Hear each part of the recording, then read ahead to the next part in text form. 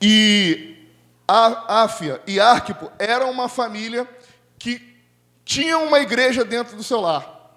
Imagina comigo que Filemão, um homem de muitas posses, um homem que tinha dinheiro, havia cedido a sua casa para que o evangelho do reino de Deus fosse pregado lá no início da igreja primitiva. E só para te lembrar o contexto disso aqui, as igrejas se reuniam nas casas por uma questão política. Não era permitido que os cristãos fizessem cultos nas sinagogas, nos templos, nas praças públicas, e por causa disso, os cristãos adotavam as casas como local para cultuarem a Deus. Paulo, então, está escrevendo essa carta para uma família que hospeda uma igreja na sua casa. Se não me engano, acho que foi na casa da mãe do presbítero Gerson que essa igreja começou, né? Eu já ouvi uma história parecida, algo do tipo. Imagina uma família tendo todo o envolvimento com uma igreja, com uma comunidade. Imagina você que tem um GECEL na sua casa, né? O trabalho de ter que preparar um lanche, de ter que receber pessoas, de ter o compromisso fixo, de ter as pessoas uma vez na semana. Imagina essa família reunindo a igreja de Jesus na sua casa e com o comprometimento de fazer isso. Paulo, então, escreve esta carta a Filemão porque a gente tem uma história aqui apresentada. A história vai falar para nós de um escravo chamado Onésimo, e esse escravo havia fugido. Possivelmente essa fuga havia ocorrido no momento onde Onésimo ele toma os bens de Filemão para que essa fuga fosse uma fuga eficaz. A palavra de Deus vai falar lá na carta de Filemão que Onésimo encontra com o apóstolo Paulo em Roma. A viagem de onde eles estavam até o local de Roma era uma viagem cara e dispendiosa. E para que Onésimo conseguisse ter uma fuga eficaz, para que Onésimo conseguisse escapar de forma efetiva, ele precisava de dinheiro. Ele precisava de dinheiro para pegar o transporte, ele precisava de dinheiro para poder conseguir percorrer a cavalo. Não sei como ele fez essa viagem, mas Onésimo chega até o apóstolo Paulo. Onésimo é o escravo de Filemão. O texto vai mostrar, em algumas circunstâncias, a relação de um apóstolo, que é um líder da igreja, enviando uma carta para uma família que hospeda a igreja na sua casa, na pessoa de Filemão. Filemão é um senhor de um escravo, e esse escravo fugido é Onésimo. Na Bíblia, nós temos uma relação a respeito da escravidão. Lá em Deuteronômio, uma vez que o povo de Israel passa a fugir do Egito, e você já conhece a história do que acontece lá através de Moisés, o Mar Vermelho se abre, o povo passa, e eles vão caminhando e peregrinando para uma nova terra. Então, o povo de Israel começa a enriquecer, de modo que eles começam a subjugar outras nações e começam a tomar para si escravos e escravas.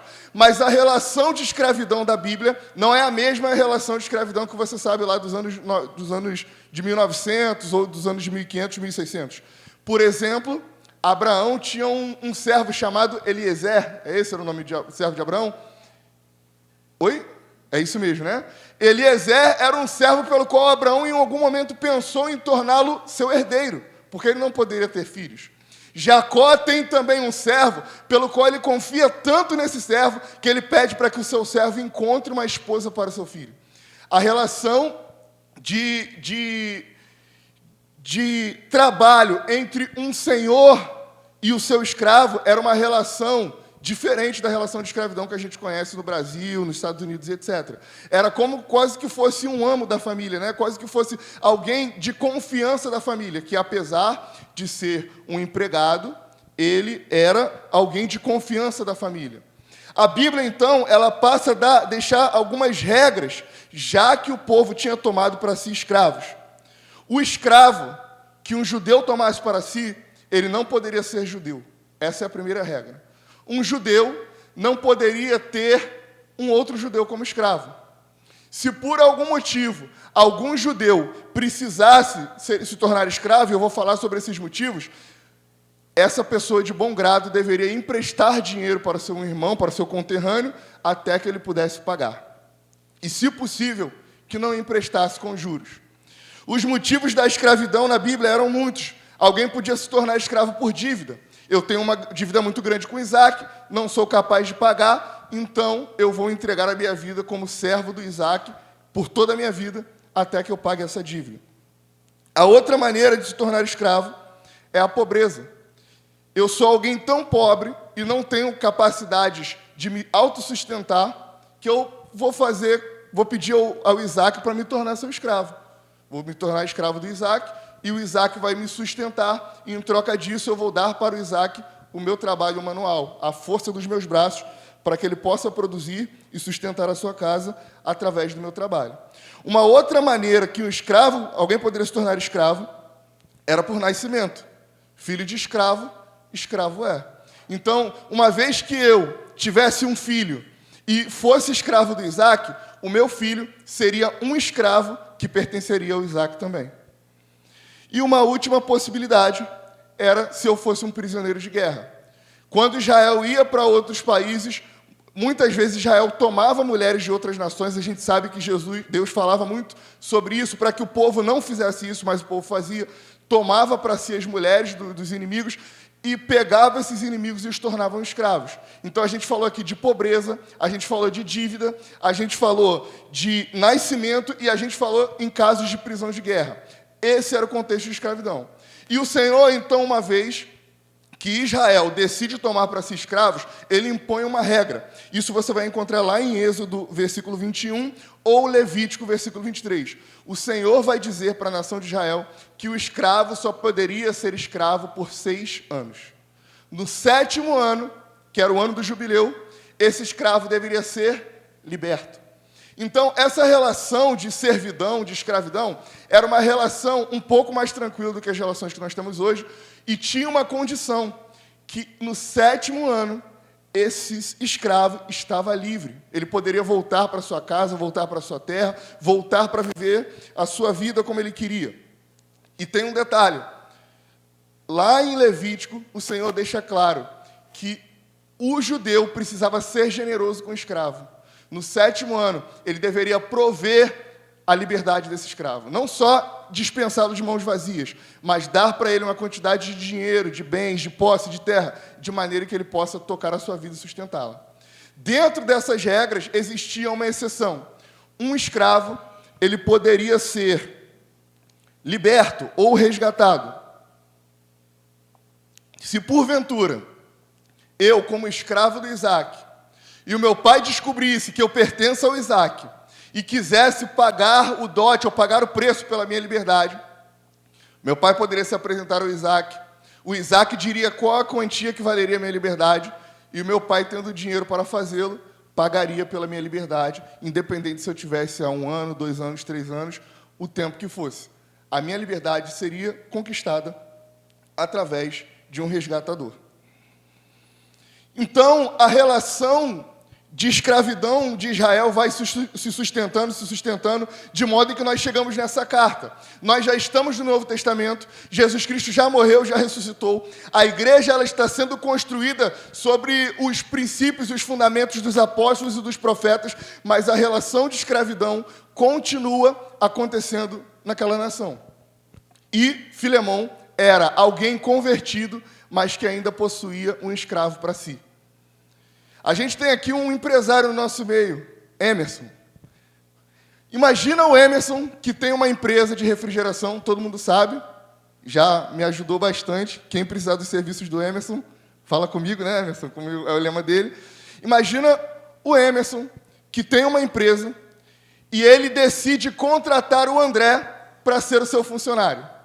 O André, então, ele passa a ser uma pessoa de tanta confiança do Emerson, que agora o Emerson decide deixar a chave do carro com o André, ele decide deixar o André entrar na sua casa, ele deixa o André atender os clientes, receber o dinheiro. O André, de tanta confiança, que tem uma chave Pix no nome do André. O André cuida até do dinheiro do Emerson. Imagina uma relação de confiança tão grande. Aí você imagina que com esse trabalho, o André agora mora junto com o Emerson. O Emerson paga a luz para que o André, nos finais de semana, nos momentos de tranquilidade, possa assistir a sua Netflix. Agora o André está fazendo academia com o dinheiro que o Emerson paga a ele. O Emerson se torna quase que um terceiro filho da família. O Natan e o David já estão com ciúmes do André. Você consegue imaginar essa relação? Agora imagina que um belo dia, talvez depois de anos de trabalho, de confiança, o Emerson empresta a chave do carro para o André fazer um serviço no centro do Rio. E nunca mais o André volta. Imagina a quebra de confiança. Imagina a decepção do Emerson em confiar o seu dinheiro, em confiar a sua casa, em cuidar do André e receber ingratidão em troca. Isso é o que acontece na história de Paulo a Filemão. Filemão é um senhor de escravos que tem um grande prejuízo porque Onésimo foge da sua casa. E possivelmente uma fuga, para que pudesse ser eficaz, Onésimo tinha ali então roubado bens do seu senhor para que ele pudesse ter uma fuga eficaz. Eu não sei quanto tempo Onésimo estava como escravo de Filemão, mas eu sei que a palavra de Deus fala lá em Jeremias que o Senhor estava para tornar Israel cativo pela sua desobediência, pela sua idolatria, e também porque eles estavam mantendo para si escravos. E essa não era a vontade de Deus. Vamos olhar isso? Abra sua Bíblia, por favor, em Jeremias, capítulo 34, e versículo de número 8. Jeremias 34, versículo de número 8. Do versículo de número 8 até o final do versículo, a gente consegue ver o contexto dessa conversa de Jesus com Jeremias. Deus ele aparece para Jeremias e ele fala a respeito da desobediência do povo, de continuar mantendo escravos para si. E por causa disso, Deus ele fala aquilo que ele vai fazer contra esse povo. Eu vou ler só alguns versículos, mas você pode marcar esse texto na sua Bíblia. E se alguém um dia perguntar para você por que Israel foi levado cativo, aí você pode falar por causa da desobediência, por causa da idolatria e por causa da persistência na escravidão. Olha o que eu falo no versículo 9. Que cada um desperdice, capítulo 34, versículo 9, desculpa. Que cada um libertasse os seus escravos hebreus e que cada um libertasse as suas escravas hebreias. Olha só, o povo de Israel estava fazendo os seus irmãos escravos. De maneira que ninguém tivesse como escravo um judeu ou compatriota. Todas as autoridades e todo o povo haviam entrado na aliança, obedeceram, libertando cada um de seus escravos e cada uma de suas escravas, de maneira que já não os retiveram como escravos, obedeceram e o despediram. Então Deus havia ordenado ali para que o povo, através de Jeremias, libertasse todos os cativos. Deus estava falando com Israel: gente, acabou a escravidão. Eu não aceito isso mais no meio do meu povo. E o povo obedeceu. É o que a gente viu no versículo 10. Versículo 11. Mas depois eles se arrependeram e fizeram voltar os escravos e as escravas que haviam libertado e os sujeitaram outra vez à escravidão. Você já viu isso acontecer? Não foi isso que aconteceu lá na história do povo de Israel com o Egito, no Egito? Faraó havia libertado o povo. Depois o que ele fez? Não, vocês não vão ser libertos agora não. Espera mais um pouquinho. E aí foram acontecendo as pragas e ele falava que o povo estava repetindo a mesma maldição que eles sofreram. Eles não eram mais agora as vítimas, eles eram os algozes. Eles eram aqueles que faziam mal contra os seus próprios irmãos e desobedeciam a palavra do Senhor. E aí olha o que diz o versículo 16 para a gente. Mas agora vocês mudaram de ideia e profanaram o meu nome, pois fizeram voltar os escravos e as escravas que haviam libertado, conforme a vontade deles, e os sujeitaram outra vez à escravidão. Versículo 20. Põe para a gente, por favor. Eu os entregarei nas mãos de seus inimigos e nas mãos dos que procuram tirar-lhes a vida, e os cadáveres deles servirão de alimento, e as aves dos céus aos animais selvagens. Versículo 22, para a gente fechar. Eis que eu darei ordem, diz o Senhor, e os farei voltar a esta cidade. Eles lutarão contra ela, tomarão a cidade e a queimarão. Farei com que as cidades de Judá fiquem em ruínas e sem moradores. Deus está falando: eu mandei vocês acabarem com a escravidão. Vocês me desobedeceram. E por causa disso, Eu vou entregar vocês e a sua família na mão dos seus inimigos. Esse foi um dos motivos pelo qual a nação de Israel foi subjugada e sofreu com atrocidades o governo da Babilônia. Agora vamos voltar lá para Filemão. E agora a gente já tem um contexto diferente da história. Filemão não parece mais tão bonzinho assim, não é? Embora ele havia sofrido o dano de perder um dinheiro e perder o seu escravo e de ter uma quebra de confiança nessa relação, Filemão, de acordo com o Evangelho, era um desobediente, porque ele estava tomando para si um escravo. E desde Jeremias, o Senhor havia exigido que a nação de Israel encerrasse esse tipo de relação de trabalho. Vocês estão comigo? Amém? Então, dito isso, meus irmãos, Paulo tem um desafio, como um apóstolo que não plantou diretamente aquela igreja, mas foi um grande responsável para que aquela igreja surgisse, porque a liderança da igreja na casa de Filemão havia sido discipulada por Paulo. Paulo, então, tinha um prestígio muito grande. Filemão olhava para Paulo como um pai na fé, como um grande homem de Deus, que precisava administrar um conflito entre alguém que sofreu uma quebra de confiança, mas que estava em pecado, com alguém que havia pecado porque tinha fugido e desobedecido o seu Senhor, mas que agora era um irmão em Cristo na fé. Existia uma relação de confiança quebrada, mas existia agora uma nova família espiritual sendo formada. Filemão não era mais agora apenas um escravo. Ele era um escravo também, mas ele era um irmão da fé de Filemão. E Paulo, então, ele vai tomar uma atitude muito interessante para resolver esse dilema. Abre comigo aí em Filemão, no versículo de número 6. O versículo de número 4 e 5 vai dizer que Paulo, ele dá graças a Deus, lembrando sempre de Filemão nas suas orações. E ele lembra do amor e da fé que Filemão tinha para com Jesus. E essa oração, ela era para que a comunhão da fé de Filemão se tornasse eficiente no pleno conhecimento de todo o bem que há em nós para com Cristo. Paulo, então, ele decide orar a Deus para que o Senhor mude o coração de Filemão para com Onésimo. E para que o Senhor lembre a Filemão que ele agora era um homem transformado pelo poder do Evangelho de Jesus. Algumas coisas, alguns conflitos, aprendemos com Paulo, que só podem ser resolvidos com oração. Alguns conflitos espirituais no meio da família de Deus precisam ser resolvidos com oração. Se existe algo que você tem contra o seu irmão, não é falando mal dele pelas costas que você vai resolver. É orando ao Senhor e chegando para o seu irmão. E se alguém traz para você uma contenda ou algum tipo de briga e dissensão, você precisa se tornar um Paulo no meio dessa briga. E você precisa orar para que o coração dessas pessoas que estão magoadas sejam convertidas ao Evangelho de Jesus. E você precisa lembrar a essas pessoas que estão em conflito o que elas são em Cristo Jesus e o que elas foram chamadas para ser: filhos da paz. Bem-aventurado os pacificadores. Amém, meus irmãos? Então, a partir de hoje, em nome de Jesus, quando alguém chegar para você com fofoca, com disse-me-disse, com contenda, você vai ser um Paulo. Você vai falar assim: vem cá que eu vou orar por você.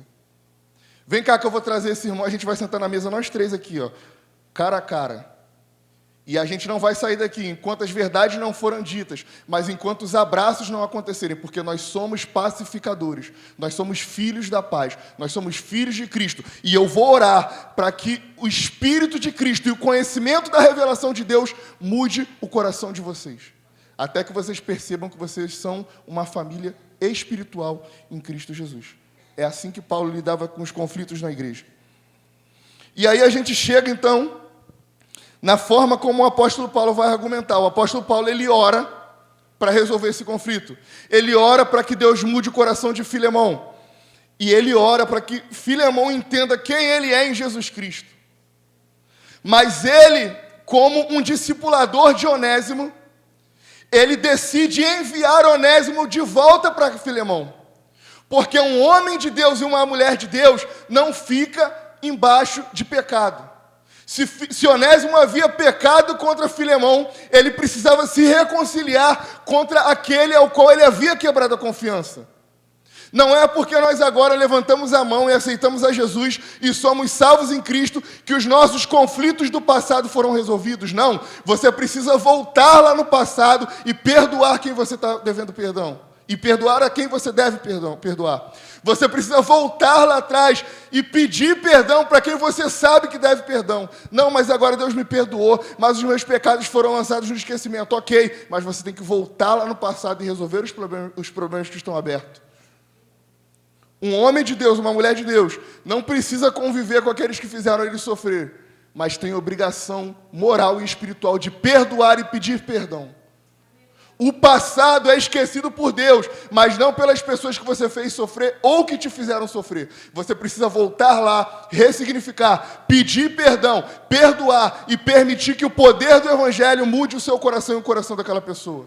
Agindo assim, as brasas vivas do Senhor vão estar sobre a cabeça dessa pessoa. E elas vão perceber que essa atitude só é capaz de ter sido tomada por alguém que conheceu Jesus Cristo de perto. Esse é o evangelho verdadeiro de Jesus Cristo. Onésimo havia se tornado irmão em Cristo. Estava em Roma com o apóstolo Paulo. Mas ele tinha uma dívida com Filemão. Ele precisava voltar lá atrás no passado e perdoar. E pedir perdão. Gabriel, mas eu traí minha esposa uma vez, minha namorada uma vez. Já acabou, está tudo bem. Você precisa voltar lá atrás e pedir perdão. Gabriel, mas eu não falo com um parente, eu não falo mais com um amigo. É ele lá e eu cá, ok, tudo bem. Mas você precisa resolver o passado que ficou remoído. O sentimento que a gente tem quando olha para alguém que a gente não fala é diferente, né? A gente vê a pessoa de longe, o coração já bate forte. Caramba, eu vou passar do outro lado da rua. Quando você vê uma foto daquela pessoa, ainda mexe com você, E isso precisa ser ressignificado. Homens e mulheres de Deus alcançados pelo Evangelho deixam o seu passado resolvido. E permitem que o Evangelho do Senhor transforme os seus próprios corações e os corações daqueles que fizeram ele sofrer ou que ele um dia fez sofrer. É noite de se reconciliar com seu irmão, meu irmão. Porque naquele grande dia o Senhor vai falar comigo, com vocês, com todos nós. Lembra, Gabriel, daquele dia quando você falou daquela palavra? E eu falei com as pessoas, mas falei com você também. E você devia aquele perdão, você precisava perdoar. Você precisava pedir perdão. Lembra, Isaac, aquele dia que o Gabriel pregou, aquele outro dia que o pastor pregou, aquele outro dia que o presbítero Gerson pregou. E aí, por que você não resolveu o problema? Paulo, como um homem de Deus, que estava sustentando, junto com os profetas e apóstolos da igreja, os pilares e as bases do Evangelho, ensinou que o passado de um crente precisa ser resolvido com o seu irmão. Amém? E aí ele então vai lembrar no versículo 7 algumas coisas. 7, versículos 9, versículos 10, versículo 11 e versículo 15. No versículo 7, Paulo vai lembrar a Filemão que ele era um homem bondoso para com seus irmãos. E Onésimo também agora era um irmão. Paulo ele fala assim, Filemão, você lembra que você sempre foi um homem tão bom? As pessoas te elogiavam tanto pela tua bondade. Como que com Onésimo você não pode ser bom também? Você precisa ser bom, porque você sempre foi bom com os irmãos na sua casa, com a igreja que ia para a sua casa, sempre recebeu todo mundo muito bem. Agora Onésimo é um dos seus irmãos também. E você precisa recebê-lo bem. O versículo 9, Paulo vai dizer que embora ele é um apóstolo e uma autoridade instituída por Deus, o reino de Cristo é um reino de amor, e ele apela, através do amor, para que Filemão perdoasse Onésimo. Olha que interessante, versículo 9. Prefiro, todavia, solicitar em nome do amor, sendo que eu sou Paulo, o velho, e agora até prisioneiro de Cristo Jesus. Cara, eu estou velho, estou preso, e estou te pedindo aqui como amigo, em amor a Jesus Cristo, perdoa Onésimo pelo que ele fez com você. É isso que Paulo está dizendo. No versículo 10, Paulo vai dizer a Filemão que Onésimo era o irmão na fé. E a salvação de Onésimo torna ele um irmão para Filemão. E assim como o judeu não poderia escravizar o seu irmão, Agora, se Onésimo era o irmão espiritual de Filemão, ele não poderia se manter como um escravo dele. Versículo 10 diz: solicito-te em favor de meu filho Onésimo, que eu gerei entre as algemas. Será que você é capaz, Filemão, de escravizar o meu filho, que eu gerei na fé? Lembra que lá em Levítico 23, em Êxodo 21, Deus havia dito que você não pode escravizar os seus irmãos? Agora, Onésimo é um irmão espiritual. Ele não pode continuar como escravo. Lá no versículo 11, Paulo vai fazer um trocadilho. Ele diz que antes Onésimo foi inútil. Atualmente, porém, ele é útil. Olha, presta bastante atenção. Vamos ler junto. Versículo 10. Põe para a gente, por favor. No 3. Filemão, capítulo 1, versículo 11, desculpa. No 3. 1, 2, 3.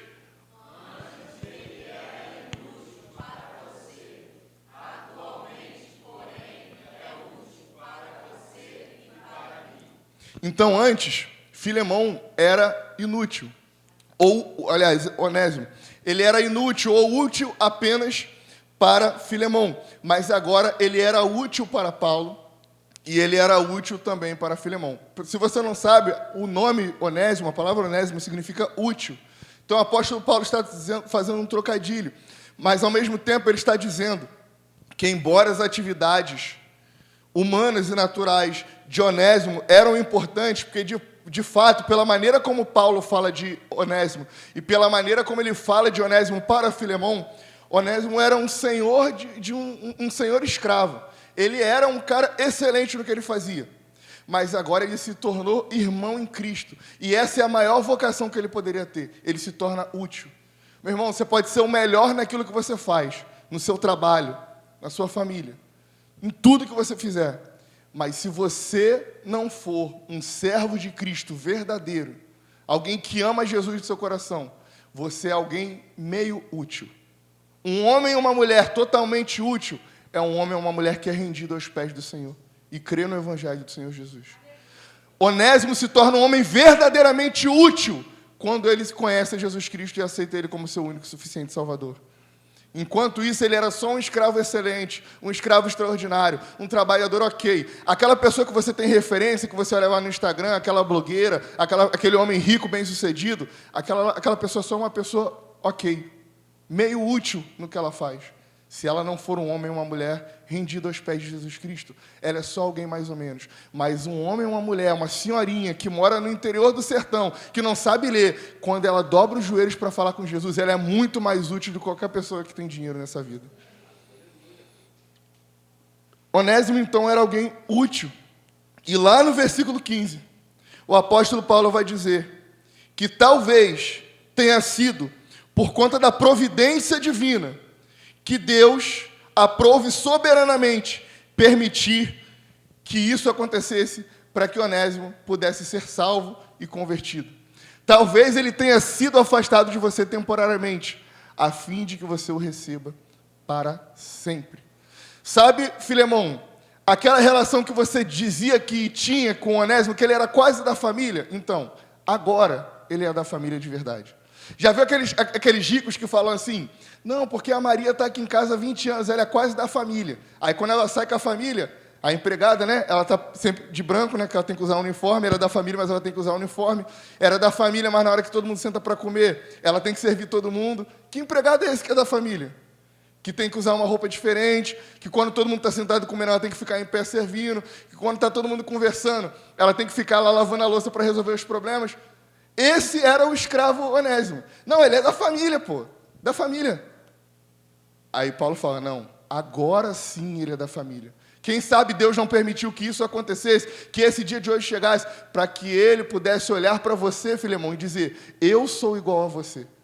Não existe mais diferença entre mim e você. Você não é mais importante que eu. As suas posses e suas riquezas não importam. Eu sou tão filho do dono do ouro e da prata quanto você. Nós agora somos irmãos. Quem sabe não foi para isso que Deus permitiu que ele fugisse, para que esse dia chegasse e você olhasse para Onésimo como ele verdadeiramente é, uma imagem e semelhança do seu Criador.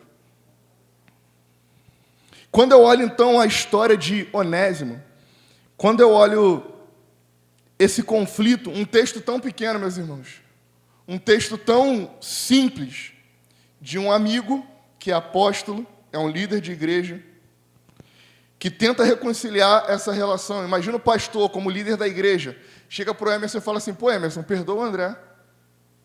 Eu tenho certeza que o Emerson tem várias dívidas espirituais com o pastor. Não ia reconsiderar o Emerson, perdoar?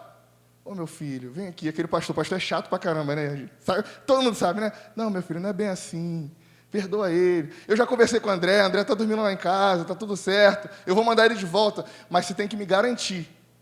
E faz o seguinte, Emerson, se o André pisar na bola contigo, eu pago a conta. Pô, não tem como. Tu vai falar que não perdoa? Estou mandando ele de volta, vê aí como é que está o carro, vê como é que estão as coisas, quanto dinheiro ele pegou, o que ele estiver te devendo, eu pago no meu bolso. O Emerson não vai nem aceitar, não precisa, né? Mas é essa a história. Então, eu olho essa história e eu vejo um reflexo puro do que é o Evangelho. Quando alguém pergunta para você o que é o Evangelho, o que é que você responde? Ah, o Evangelho é poder de Deus para todo aquele que crê. Ok, esquece o versículo bíblico. Para você, pergunta dentro de si mesmo, o que é o Evangelho? Já se fez essa pergunta? O que é o Evangelho que eu tanto falo? O que é essa mensagem que eu tanto prego? Ah, o Evangelho é boa notícia. Ok, esquece o significado da palavra Evangelho. O que é o Evangelho? Pensa, não me responde, só pensa. O que é essa mensagem que eu carrego, que me faz todos os domingos me reunir com os meus irmãos, que faz com que eu negue o pecado, negue a mim mesmo? O que tem dentro dessa história? O que me faz, o que mudou a minha vida? Ok, Jesus mudou a minha vida, mas o que é essa mensagem que Ele me disse que eu deveria carregar comigo? O que é o Evangelho? O que é essa que boa notícia é essa? Você já para um dia, quando você tiver um tempinho, você lembrar dessa mensagem, e se pergunta, o que é o Evangelho? O que é a boa notícia? Ok, aqui Deus salvou os homens, os pecadores, ok. E Jesus Cristo morreu na cruz para mim. Ok, vamos mais fundo. O que é o Evangelho? Quando eu olho a mensagem de Paulo, a carta de Paulo, para Filemão sobre Onésimo, eu vejo que isso aqui é o Evangelho de Jesus. Imagina comigo por um instante que o apóstolo Paulo é Jesus Cristo. Imagina comigo por um instante que Filemão é Deus. Imagina comigo por um instante que Onésimo somos eu e você. A gente sabe que nem todo exemplo vai ser perfeito, porque Deus é perfeito, Jesus é perfeito, e Jesus não cabe em Paulo, assim como Deus não cabe em Filemão. Mas vamos tentar entender dentro dessa analogia. Nós éramos escravos do pecado.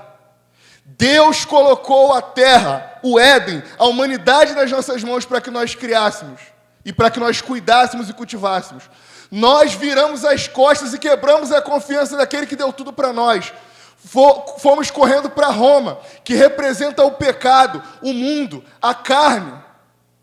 E agora Paulo, que é Jesus nessa representação, vira para Deus Pai e diz: Deus, eu sei que eles pecaram contra ti, mas se eles erraram contra ti, eu estou aqui para pagar por aquilo que eles fizeram. Receba eles não como escravos, receba eles como filhos amados. Você consegue imaginar o que você e eu fizemos quando viramos as costas para o Senhor, quando não obedecemos o nosso chamado, quando nós não nos colocamos na posição de ser o que Deus mandou que nós fôssemos? E Jesus fala: tá bom, se ele pecou contra ti, Pai, eu pago o preço. Recebe ele como filho amado.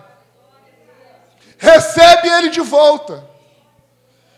Não como um escravo, não como alguém que deve, mas a dívida, a cédula de dívida foi paga com o sangue de Jesus Cristo. Isso é o Evangelho, meus irmãos. Quando você me pergunta o que é o Evangelho, eu te respondo: o Evangelho é um Deus irado, que aplaca no seu Filho a sua ira, para transformar eu e você, que somos escravos, em filhos amados, recebidos sem dívida nenhuma. Gabriel, o que é o Evangelho? O Evangelho é um homem porco e sujo, sendo recebido em casa como festa. Um filho pródigo que recebe do pai, não só a herança, não só os bens, ele recebe de volta a sua paternidade. Gabriel, o que é o Evangelho? O Evangelho é Jesus Cristo, sofrendo a ira de Deus, por causa do meu e do seu pecado, mesmo sabendo que eu e você renunciaríamos o nosso chamado, mesmo sabendo que nós negaríamos o seu nome, mesmo sabendo que Pedro negaria lá enquanto o galo estava cantando, mesmo sabendo você que tem o seu dom, que já ouviu várias profecias, que Deus já falou com você várias vezes o que você tem que fazer e você não faz, ainda assim Deus diz: se ele deve uma coisa, eu pago. Recebe ele como filho amado. Como não se constranger, meus irmãos, com o que Jesus Cristo fez na cruz do Calvário por nós? Eu separei os verbos de Isaías 53, porque Isaías é um texto tão grande, com figuras tão difíceis às vezes de entender, que a gente perde o significado do texto. Mas Isaías 53, o profeta diz assim: ele foi ferido e moído, foi pisado e sujado, ele foi oprimido e afligido, tudo isso calado. Ele foi morto e colocado na sepultura. O Senhor, seu Pai, se agradou em esmagá-lo, fazendo ele sofrer. Tudo isso para quê? Tito, capítulo 3, versículo 3 responde. Abre sua Bíblia em Tito, capítulo 3, versículo 3. Ele foi ferido e moído. Imagina Jesus sendo ferido. Imagina Jesus sendo moído. Imagina ele sendo pisado e as pessoas sujando ele, cuspindo nele. Imagina ele sendo oprimido e afligido, sem falar uma só palavra. Imagina que ele foi morto e colocado numa sepultura como um indigente, como alguém que era um qualquer. Imagina Deus Pai tendo prazer em esmagar Jesus Cristo, fazendo ele sofrer. Tudo isso para quê, meus irmãos? Para que a gente renunciasse o nosso chamado? Para que a gente abdicasse do que Deus nos chamou para fazer aqui nessa terra? Para a gente gastar nossa vida o tempo inteiro no nosso trabalho, com os nossos filhos, com a nossa faculdade? Para quê? Tudo isso para quê? Mas em Tito, no capítulo 3, versículo do 3 ao 7, diz assim: pois também no passado nós éramos insensatos, desobedientes, desgarrados, escravos de todo tipo de paixão e prazeres, vivendo em maldade e inveja, sendo odiados e odiando uns aos outros. Mas quando se manifestou a bondade de Deus, nosso Salvador, e o seu amor por todos, ele nos salvou não por obras de justiça praticadas por nós, mas segundo a sua misericórdia. Ele nos salvou mediante o lavar regenerador e renovador do Espírito Santo. Eu não sei porque você não está glorificando ainda Deus por essa palavra, pelo que Ele fez por mim e por você. Ele derramou sobre nós ricamente por meio de Jesus Cristo, nosso Salvador, a fim de que, justificados por graça, nos tornemos seus herdeiros, segundo a esperança da vida eterna. Sabe o que isso aqui está dizendo para nós? Que nós, quando éramos escravos do pecado, é como se nós tivéssemos cuspido na cara de Deus. Tivéssemos dizendo: eu não reconheço você como meu pai, eu não preciso de você, eu quero a minha herança, eu vou embora, eu vou viver a minha vida. E o que um pai faz com um filho quando um filho faz uma coisa dessas? Ele risca do testamento. Não é isso que acontece na sessão, Isabelle? O direito ele diz que quando um filho ou um herdeiro causa um mal moral ou físico para com aquele que é o provedor, aquele que tem a herança, ele é então riscado como herdeiro legal e não tem mais direito à herança do pai. Mas aqui o texto diz para nós que ele, apesar de nós termos feito mal para com ele, ele nos tornou herdeiros novamente, segundo a esperança da vida eterna. Gabriel, o que é o Evangelho? 1 Pedro, capítulo 2, versículo 21. Vamos ler? 1 Pedro 2, 21. Fique de pé no seu lugar, vamos ler. Porque para isto mesmo vocês foram chamados, pois também Cristo sofreu no lugar de vocês, deixando exemplo para que vocês sigam os seus... Espera aí. Mas vocês foram chamados porque Cristo sofreu. E nós devemos seguir os passos dele, que é sofrer. Mas Gabriel, está difícil. Mas Gabriel, está ruim. Mas Gabriel, as pessoas falam tanto. Eu me sinto mal. Eu não estou bem espiritualmente. É isso que ele está dizendo. Realmente é sofrer. É para isso que ele te chamou, é para isso que ele me chamou. Passa para a gente, por favor. Ele não cometeu pecado, nem foi encontrado engano na sua boca. Pois ele, quando insultado, não revidava com insultos. Quando maltratado, não fazia ameaças, mas se entregava àquele que julga retamente. Carregando ele mesmo em seu corpo sobre o madeiro os nossos pecados, para que nós, mortos para os pecados, vivamos para a justiça. Pelas feridas dele, vocês foram sarados. Gabriel, o que é o Evangelho? O Evangelho é a boa notícia de que Cristo transforma escravos do pecado em filhos amados. Deus enviou o seu próprio Filho para absorver a ira que ele tinha conosco. A maldição foi carregada por Cristo no nosso lugar. Cristo nos resgatou da lei, fazendo-se Ele próprio maldição em nosso lugar.